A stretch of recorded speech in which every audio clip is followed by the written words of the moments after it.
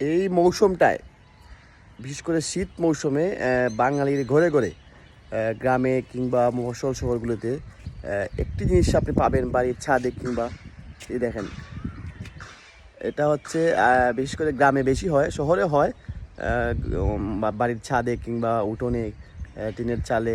এই মৌসুমটা আপনি প্রত্যেকটি বাড়িতে এই আচার আচার তৈরির যে মৌসুমটা, আসলে এই মৌসুমটা আপনি দেখতে পাবেন। এটা হচ্ছে বাঙালি বিশেষ করে আমাদের ঘরের যারা নারীরা আছে তাদের যে বাধ্যতামূলক কাজ মনে হচ্ছে এটা। প্রতি বছরই এই মৌসুমটা তারা আসলে বিভিন্ন ধরনের আচার তৈরি করে থাকেন এবং ছাদে একটু দেখানোর চেষ্টা করি। আমার ছাদেও আসলে এই যে আচার তৈরি হয়ে যাচ্ছে এবং তারা আসলে এই যে বড়ের আচার, বিভিন্ন আচার, বড়ির আসলে কয়েক প্রকারের আচার তৈরি করে থাকেন এই সময়টাতে, এবং সেটা সারা বছর যাতে খাওয়া যায়। এবং এটা আসলে মাস্ট করেনি বাঙালি নারীরা যারা আছেন তারা আসলে।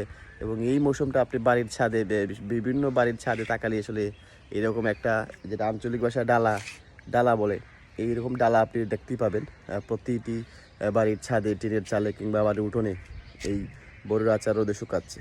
এটা আসলে বাঙালির নারীদের বলা যায় একটি ঐতিহ্য, চিরাচরিত নিয়ম। এই বড়ির আচার একটা না একটা হতেই হবে।